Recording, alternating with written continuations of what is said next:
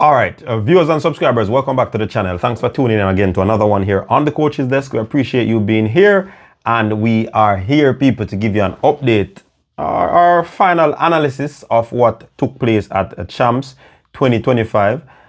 In my estimation, I think it is one of the most craziest champs I've ever seen. And I've been attending champs a long time. I've been attending champs from the days of boys champs and girls champs on a different level. Yeah. So I've been attending champs for a long while. I mean, I have a big up, the people who go support on the final day. The stadium was jam-packed. But, what I want to talk about is the victory by Hydel and Calabar. Congrats to both of them. Good fight from Edwin Allen and a Calabar. Those rivalries, it was great. It was great to see the athletes, competing. It was great to see the friendly bantering. Apologies not accepted. Calabar did really think them did not come and make this happen, So some nice little things on the track. Also, the spoilers, like a St. Diego, the William Nib, these schools, they turn up and they really perform the Fogo Road, some spoilers. And as we normally say, what is happening at Champs is the top schools are most times relying on some of the non-traditional champ school to, get some valuable points for them. Yeah. And it transpired in this champs. Even though this champs was marred by officiating, and I'll be talking about that in the latter part of this video. It was overall a good champs.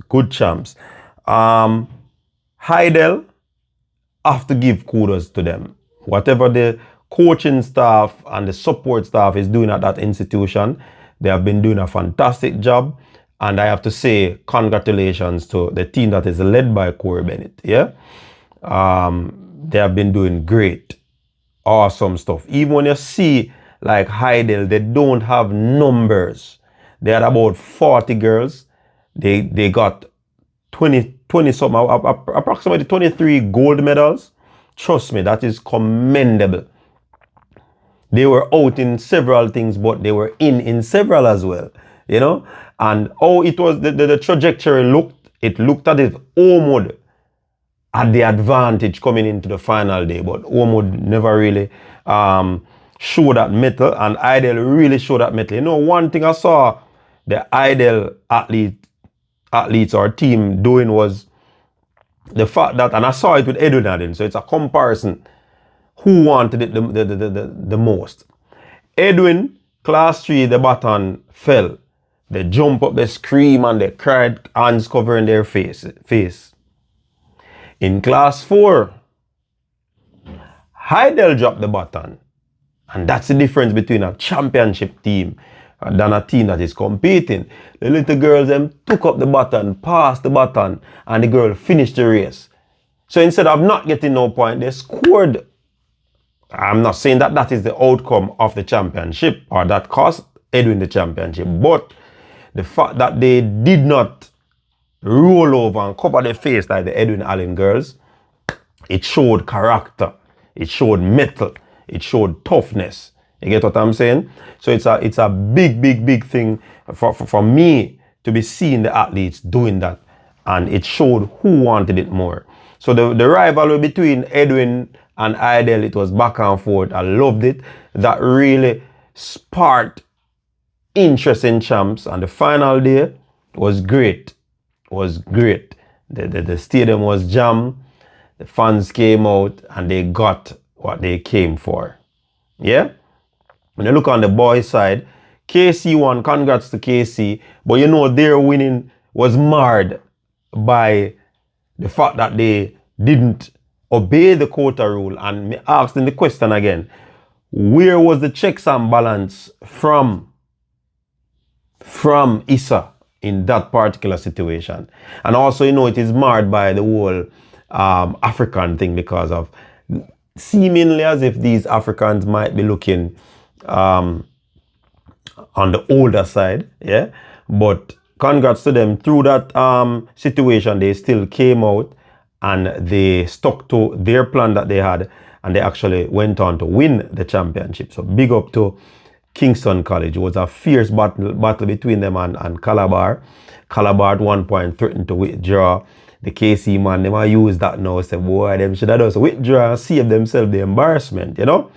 But we have to talk about Corey Bennett too. Corey Bennett coached these two teams, Hydel and Calabar. And for them to be right up there, Corey Bennett must be doing something immaculate. And I'm not talking the high school. Corey must be doing something great.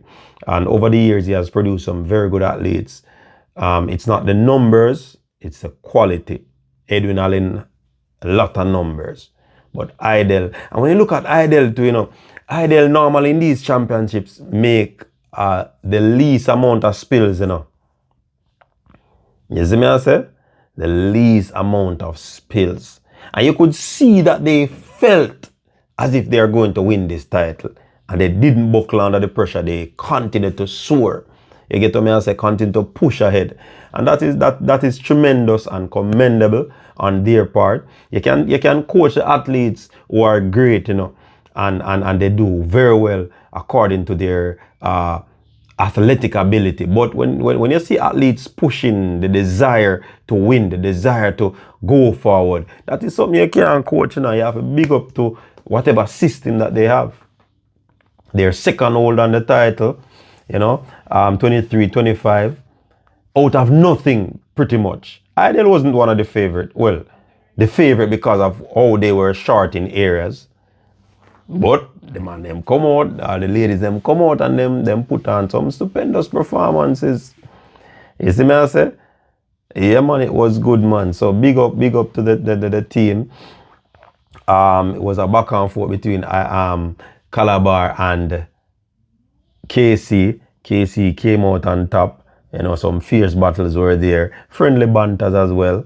Like that about it. I know that these things, you know, the KC man, them, they're on top of the world now. But the facts, the Calabar is a part of the champs, and they make it nice. Yeah, they make it nice. You see me?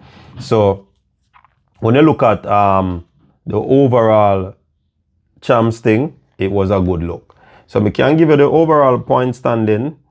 I'm not going to give all the school, but on the boys side, Kingston College 293, Calabar 229 and a quarter, Jamaica College 207, St. Jago High School 135, that's fourth, Excelsior 78, Woolmers 66 and a three quarter, Monroe 62 and a quarter, Edwin Allen 58, St. George's in the top 10, 49, St. Elizabeth Technical 47.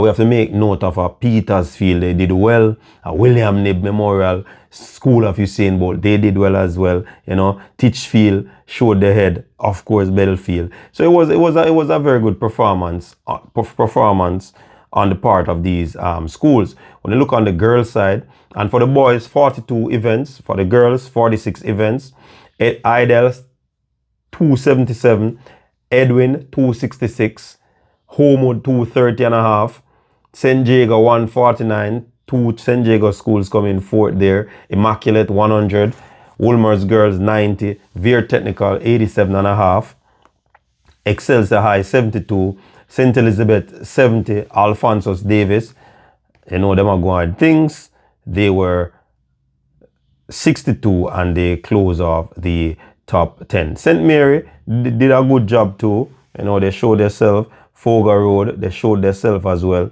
So you have to big up to the non-traditional schools because they are putting themselves into the race.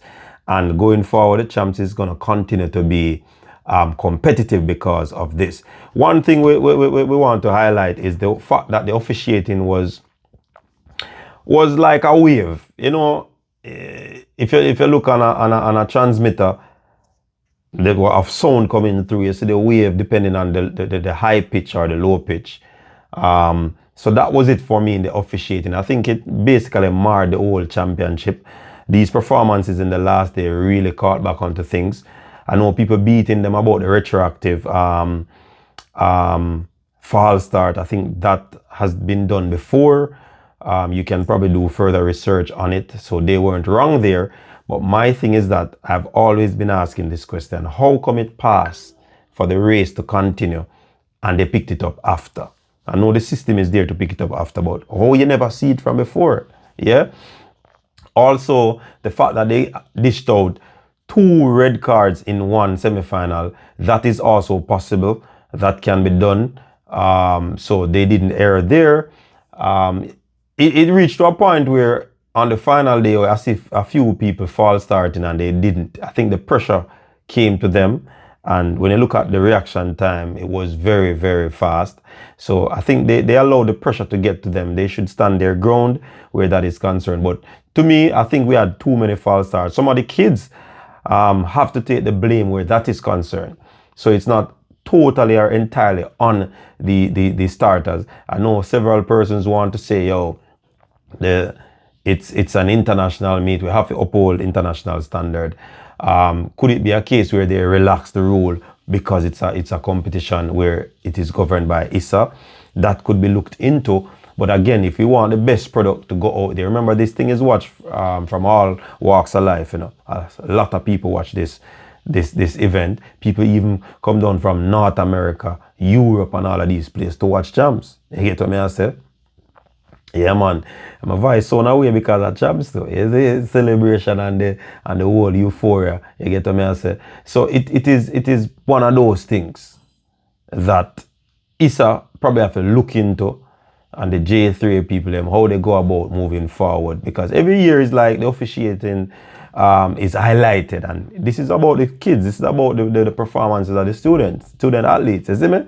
But you can share your comment in the comment section. But KC did it on their 100 year celebration. Hydel did it, and it was fantastic. Until next time, people, stay safe. Peace.